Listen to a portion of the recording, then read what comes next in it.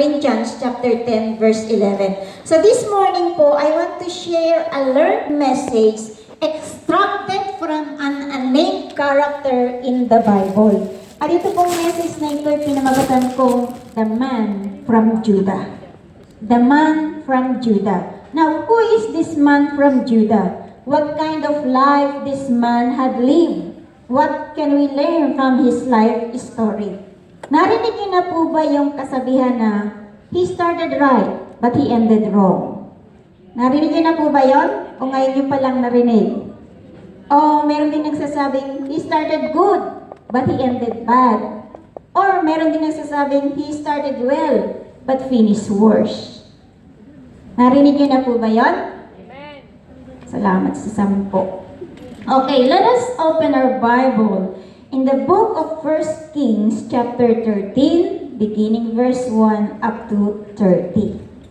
1 Kings chapter 13, 1-3, verse 1 to 30. Subalit bago po yan, bago po natin basahin, let me give you a short background of the history or story. Nung pong mamatay si Haring Solomon, pumalit po sa kanya si Haring Rehoboam. And because King Rehoboam, yung kanyang rulership is evil, nag-alsa po ang buong Israel. Parang dito sa Hong Kong, nagprotesta. And eventually, nahati po sa dalawang kingdom ang kingdom of Israel. The Northern Kingdom and the Southern Kingdom. Ang Northern Kingdom composed of the 10 tribes, and the Southern Kingdom composed of the 2 tribes, the tribe of Judah and the tribe of Benjamin. Ito pong Northern Kingdom, God raised up King Jeroboam to be the king. God raised Jeroboam to be the king of the Northern Kingdom. And yung pong natira na 2 kingdom, the Northern and the Southern Kingdom, si Haring Rehoboam, yung anak ni Solomon, ang siyang naghahari. And then dumating po sa point na natakot si King Jeroboam. Sabi niya, kapag pumunta sa Jerusalem ang Northern Kingdom o ang mga tao sa Northern Kingdom, sapagkat nasa Jerusalem ang place o ang temple na kung saan sila mag-o-offer, natakot po si Haring Jeroboam na baka mawin ang puso ng Northern Kingdom ni King Rehoboam at sila ay lumipat na o sumanib na sa Southern Kingdom kay King Rehoboam. Kaya po, naghanap ng counsel si King Jeroboam kung ano ang dapat niyang gawin. And finally, dumating po sa punto na ang inisip niya ay mag-create o maglikha ng isang image of a calf, batang tupa. At hindi lang isa yung kanyang ginawa, dalawa. Nilagay niya sa Bethel at ang isa ay sa Dan. And after that, nagkaroon po sila ng feast, ng celebration. And then here comes the man from Judah. At ito po ang sinasabi ng verse 1, ng 1 Kings chapter 13. Babasahin ko po sa King James Version, sundan po ng inyong mga mata habang binabasa ko po. At ito po ang sinasaad. And behold, there came a man of God out of Judah by the word of the Lord unto Bethel, and Jeroboam stood by the altar to burn incense. And he cried against the altar in the word of the Lord, and said, O altar, altar, thus saith the Lord, Behold, a child shall be born unto the house of David, Josiah by name, and upon thee shall he offer the priest of the high places that burn incense upon thee, and men's bones shall be burnt upon thee. And he gave a sign the same day, saying, This is the sign which the Lord hath spoken. Behold, the altar shall be rent, and the ashes that are upon it shall be poured out. And it came to pass, when King Jeroboam heard the saying of the man of God, which had cried against the altar in Bethel, that he put forth his hand from the altar, saying, Lay hold on him. And his hand, which he put forth against him, dried up, so that he could not pull it in again to him. The altar also was rent, and the ashes poured out from the altar, according to the sign which the man of God had given by the word of the Lord. And the king answered and said unto the man of God, Entreat now the face of the Lord thy God, and pray for me, that my hand may be restored me again. And the man of God besought the Lord, and the king's hand was restored him again, and became as it was before. And the king said unto the man of God, Come home with me, and refresh thyself, and I will give thee a reward. And the man of God said unto the king, If thou wilt give me half thine house, I will not go in with thee. Neither will I eat bread nor drink water in this place. For so was it charged me by the word of the Lord, saying, Eat no bread, nor drink water, nor turn again by the same way that thou camest. So he went another way, and returned not by the way that he came to Bethel. Verse 11. Now there dwelt an old prophet in Bethel, and his sons came and told him all the works that the man of God had done that day in Bethel, the words which he had spoken unto the king. Them they told also to their father. And their father said unto them, What way went he? For his sons had seen what way the man of God went, which came from Judah. And he said unto his sons, Saddle me the ass. So they saddled him the ass, and he rode thereon. And went after the man of God, and found him sitting under an oak. And he said unto him, Art thou the man of God that camest from Judah? And he said, I am. Then he said unto him, Come home with me, and eat bread. And he said, I may not return with thee, nor go in with thee, neither will I eat bread nor drink water with thee in this place. For it was said to me by the word of the Lord, Thou shalt eat no bread nor drink water there, nor turn again to go by the way that thou camest. He said unto him, I am a prophet also, as thou art. And an angel spake unto me by the word of the Lord, saying, Bring him back with thee in thine house, that he may eat bread and drink water. Everybody read. But he lied unto him. Verse 19, So he went back with him, and did eat bread in his house, and drank water.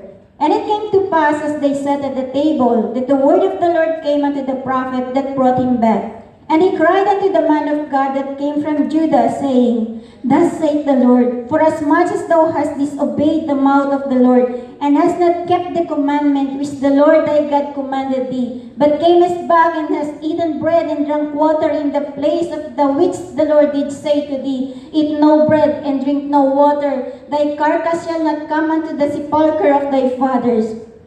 And it came to pass, after he had eaten bread, and after he had drunk, that he saddled for him the ass, to wait for the prophet whom he had brought back. And when he was gone, a lion met him by the way, and slew him, and his carcass was cast in the way. And the ass stood by it, the lion also stood by the carcass. And behold, men passed by, and saw the carcass cast in the way, and the lion standing by the carcass, and they came and told it in the city where the old prophet dwelt. And when the prophet that brought him back from the way heard thereof, he said, It is the man of God, who was disobedient unto the word of the Lord. Therefore the Lord hath delivered him unto the lion, which hath torn him, and slain him, according to the word of the Lord, which he spake unto him. Verse 27, And he spake to his son, saying, Saddle me the ass. And they saddled him. And he went and found his carcass cast in the way, and the ass and the lion standing by the carcass. The lion had not eaten the carcass, nor turned the ass. And the prophet took up the carcass of the man of God, and laid it upon the ass, and brought it back. And the old prophet came to the city to mourn and to bury him. Verse 30, let us all read. And he laid his carcass in his own grave, and they mourned over him, saying, Alas, my brother. Ang Diyos po ang magpala sa pagkabasa natin ng kanyang buhay at banal na salita. So, this is the man from Judah and his life story. This man from Judah is a man of God. Not just a man of God, but a prophet sent by God from Judah to Bethel. And this man from Judah, a man of God and a prophet, has no name. So ano po yung unang lesson na matututunan natin sa kanyang buhay? The first life lesson is that there are unnamed, unsung servants of God in the Bible, yet their stories were recorded in it. Katulad po sa verse sa nasabi sa verse 1, there was a man from Judah, a prophet, but he has no name. So there are unnamed, unsung servants of God in the Bible, yet their stories were recorded in it. So, isa pong katotohanan na kailangan po nating pagbulay-bulayan that there are unnamed, unknown, unsung servant of God in this life, but their life stories serving the Lord are written in the book of life. Ito po yung katotohanan na dapat nating malaman. So, ng lesson, mayroong mga unnamed, unsung servant of God in the Bible, pero wala silang pangalan, pero yung kanilang story, yung kanilang life story ay naka-record sa Bible. So, isa rin pong katotohanan na dapat po nating i-ponder sa ating pong buhay, sa ating puso, na meron pong mga walang pangalan, hindi sila kilala, hindi sila nabibigyan ng recognition sa kanilang service dito sa lupa para sa Panginoon, and yet their action, their deeds are written in the book of life. Mababasa po natin yan sa Revelation chapter 20 verse 12. Ang sabi po doon, Revelation chapter 20 verse 12, "And I saw the dead, small and great, stand before God, and the books were open." Marami palang libro, ano po? "And the books were open, which is the book of life." So I believe bawat isa po sa atin may itinalagang book of life. Na bawat yung naging buhay natin dito sa lupa, especially po yung ating ginagawang paglilingkod sa Panginoon, ay naka-record doon sa book of life. Revelation chapter 20 verse 12. So which is the book of life? "And the dead were judged out of those things which were written in the books according to their works." So, those things which were written in the books according to their works. So, bawat ginawa po natin dito sa lupa ay naka-record, good and bad. But especially, yung ating pong ginawa para sa Panginoon ay naka-record dun po sa Book of Life. Naalala ko po yung sabi po ni Charles Stanley. Sabi po, "No great man has really ever been accepted by his own generation. Great men usually honor after they are gone." So kung dito man po sa lupa, hindi tayo na-honor, rest assured na meron po darating ang panahon na tayo po ay i-recognize ng Panginoon. So bilang po application para po sa first lesson natin is that don't panic, don't worry if your name, your work, your effort, or your service for the Lord God is not recognized, not acknowledged, or not publicized or posted in social media. Because there will be a great recognition day, a great acknowledgement day in heaven. Amen? Amen. Okay, lesson number 2. Para hindi po kayo mainip. Sabi po dun sa verse 4, tingnan po natin. Ano ba yung sinasaad sa verse 4? "And it came to pass when King Jeroboam heard the saying of the man of God, which had cried against the altar in Bethel, that he put forth his hand from the altar, saying, Lay hold on him.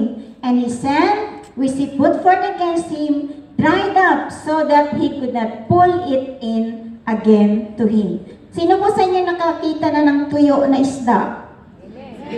Nam nam nam. Almusal ng mga Pilipino. Ayan po ba? So yung tuyo, ang hirap i-bend, di po ba? Ayan pa po ba kayo?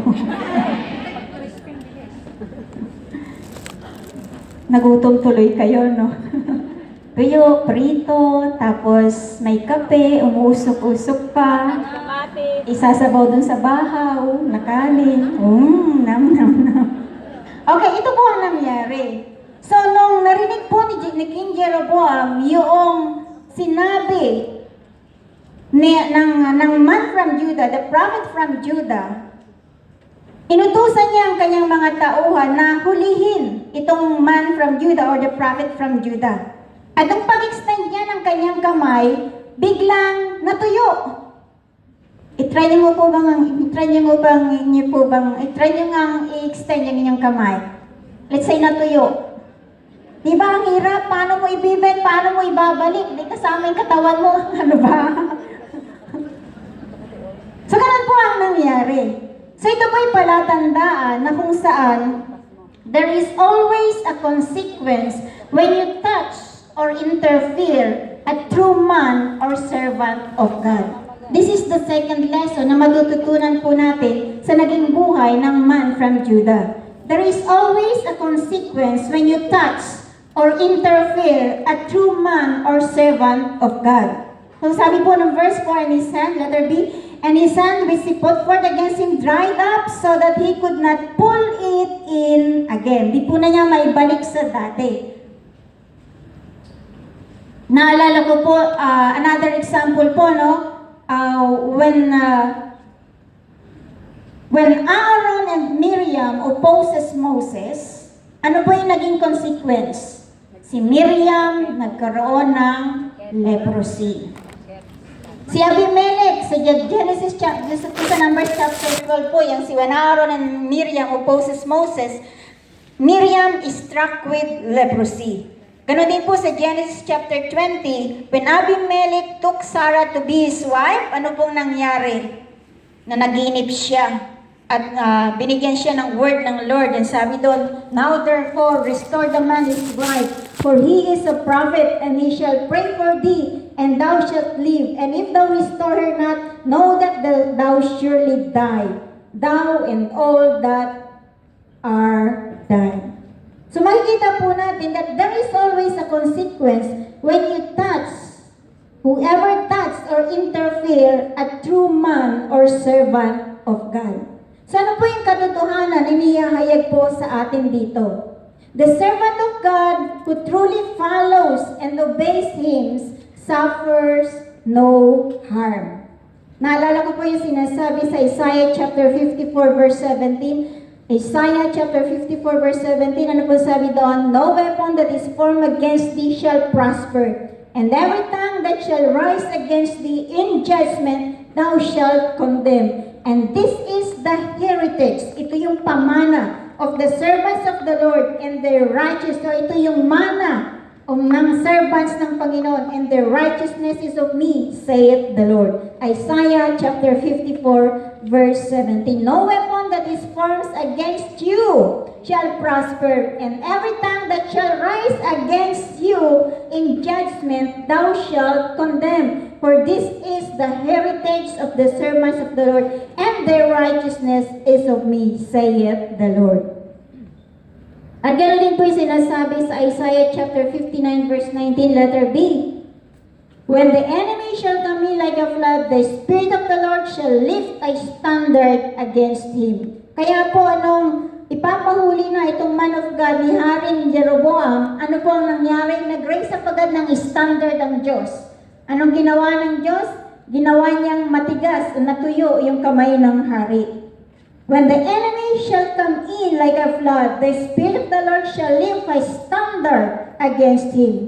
At ganoon din po yung sinasabi sa Psalm 105 verse 14. Maganda po yung sinasabi dito. Psalm 105 verse 14, ano po sabi doon? He suffered no man to do them wrong. Yea, he reproves king for their sakes.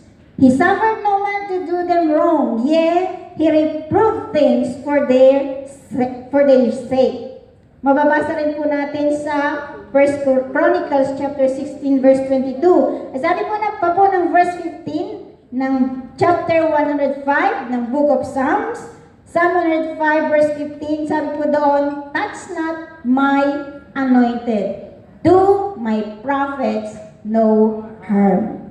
Touch not my anointed. Sino po ang anointed ng Diyos? Taas ang kamay. Amen. Taas ang kamay. Nagsasabing anointed siya ng Diyos. Yung iba hindi anointed, hindi nagtaas eh. So sabi po ng Panginoon dito, Psalm 105 verse 14 to 15, He suffered no man to do them wrong, yea, He reproved kings for their sakes. Touch not my anointed, do my prophet no harm. Baka naman paglabas ninyo mamaya sa grupo nyo, sabi niya, touch not the anointed of God. Hallelujah. So God is protecting each and every person who is called by His name. who believes in Him and follows Him. So, in application po dito sa lesson number 2 nga po ba? Is that simply obey the Lord because God is in control of everything. Kung anong pinag-uutos sa atin ng Panginoon, just obey. Simply obey because God is in control of everything. Now, there is a question. Siguro po habang binabasa natin yung kabuuan ng chapter 13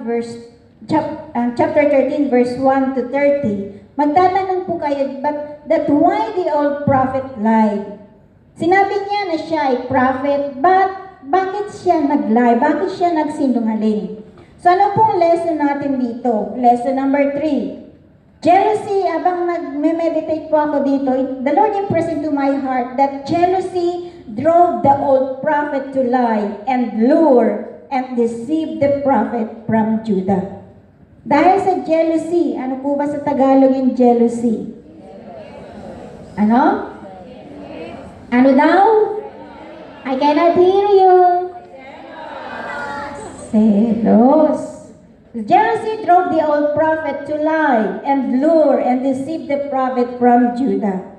Narinig niyo na po ba yung tinatawag na inferiority complex? Kung mayroong inferiority complex, mayroon din pong tinatawag na superiority complex. So makikita po natin, this sa verse 11, that he is an old prophet. Nakalagay po, there was an old prophet in Bethel.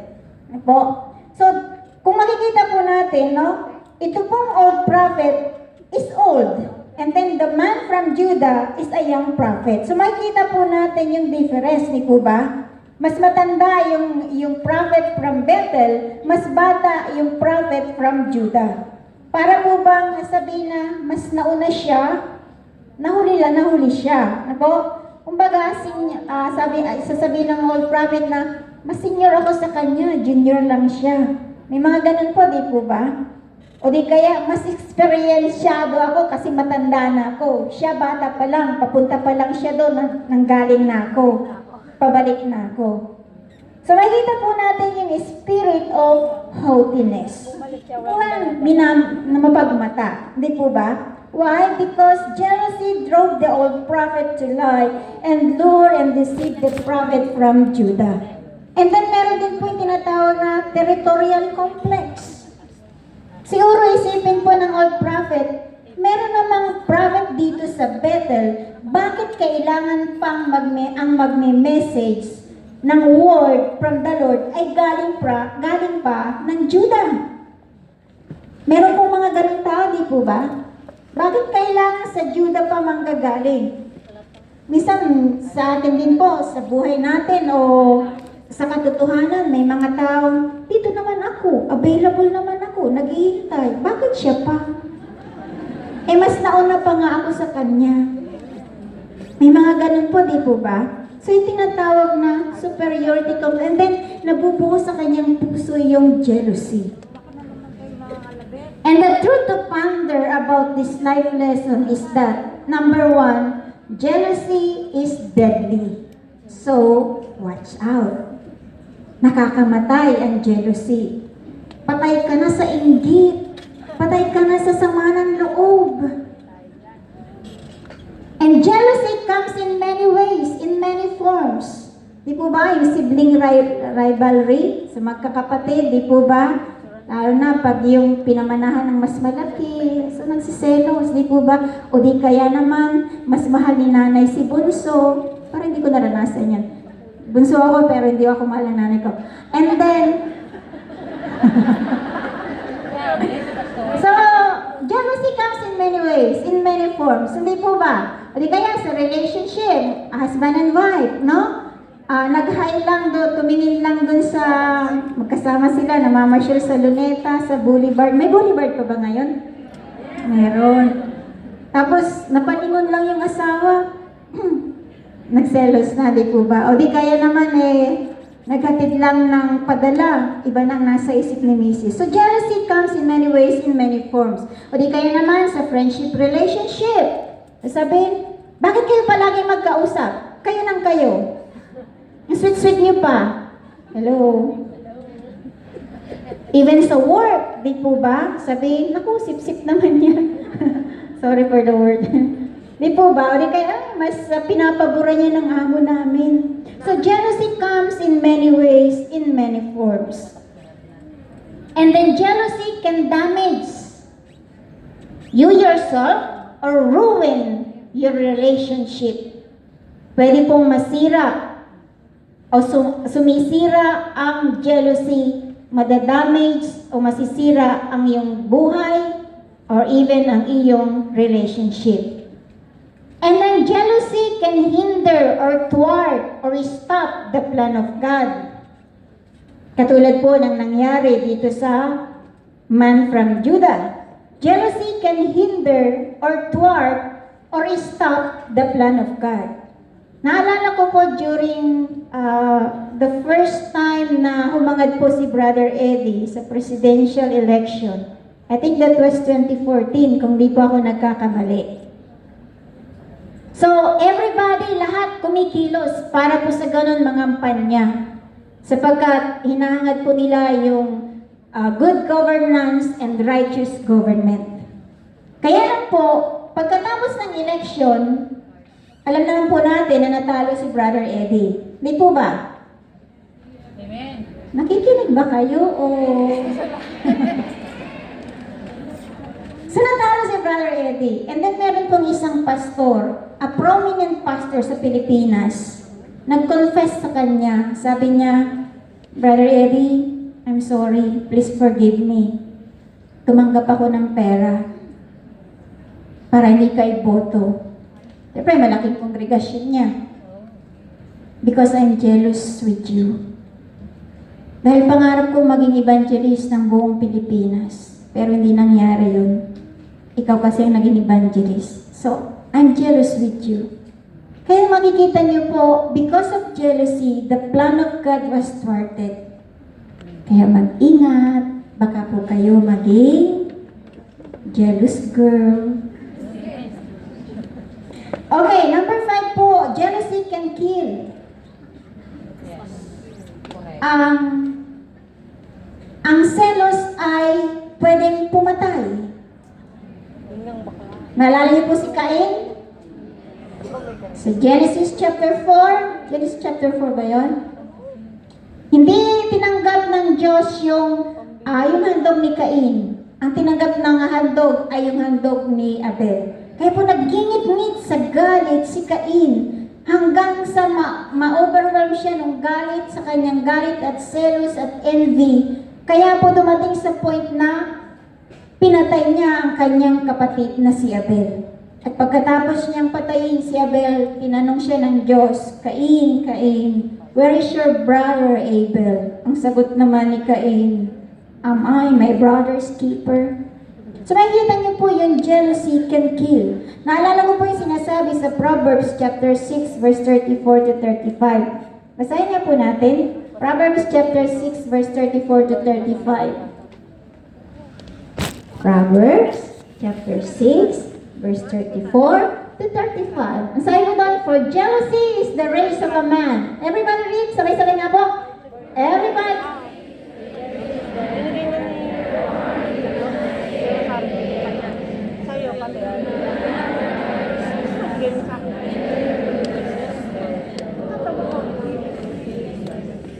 So, ang isang taong may jealous, kahit aluin mo siya, kahit aluin mo yan, hindi yan matitinag, hindi mawawala yung jealous sa kanyang puso.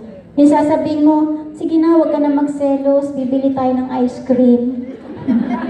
Pero hindi, kahit anong suhol mo, hindi siya magbabago. Yun po ang nagagawa ng jealousy sa puso ng isang tao. Ayan pa po ba kayo? And then another thing about jealousy, or jealous people have envy like a blind person. They do not see the world as it is. They distort it. Baluktot na ang kanyang pangangatwiran, baluktot na ang kanyang pag-iisip because of jealousy. Jealous people have envy like a blind person. They do not see the world as it is. They distort it. So ganun po nangyari dito sa old prophet. Na-distort yung kanyang pag-iisip. Na supposed to be ay suportahan na lang niya yung prophet from Judah, but sa halip, he lied unto him. Naalala ko po si Haring Solomon, si Haring Saul, sorry. Naalala niyo po yung may portion dun sa Bible, sa scripture na sinasabi doon, after the battle, yung pong mga tamburinis, nagsi-celebrate sila at sumisigaw sila na sabi nila, Saul is slain 1,000, but David is slain 10,000. So naisip ni Saul, bakit ganun? Si Saul, sabi nila si Saul 1,000 lang. Si David 10,000. Unfair yata yun. So nakita mo niyo po yung jealousy ay namuuna sa buhay o sa puso ni Haring Solomon. Kaya po anong nangyari? Gustong patayin ni Saul si David. So jealous people have envy like a blind person. They do not see the world as it is. They distort it. So, paano po natin ito i-apply sa ating mga buhay? Do not be controlled by your emotion and what? Wala pa ba? Application, do not be controlled by your emotion and pride. Do not enter the spirit of jealousy, rebuke it, and cast it out. Nauna pala yun. Okay. Lesson number 4. Magtatanong naman po kayo, why the prophet from Judah fell into deception? Bakit naman po itong prophet from Judah ay nahulog o na-deceive, nalinlang? Unang-una pong dahilan is poor discernment. Mahina yung kanyang, ano ba yung discernment? Pakiramdam.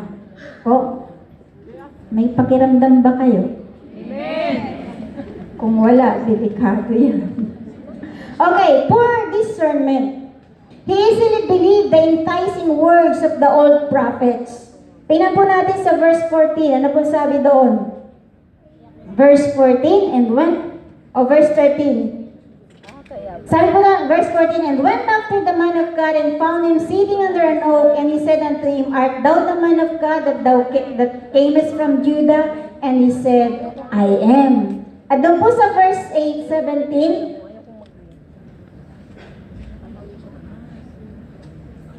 tuloy-tuloy na po natin. Verse 15, then he said unto him, Come home with me and eat bread. And he said, I may not return with thee, nor go in with thee, neither will I eat bread nor drink water with thee in this place. For it was said to me by the word of the Lord, Thou shalt eat no bread, nor drink water there, nor turn again to go by the way that thou camest. Sabi po ng verse 18, he said unto him, I am a prophet also as thou art. Katulad mo rin akong propeta. And an angel, sabi po dito, and an angel spake unto me by the word of the Lord, saying, Bring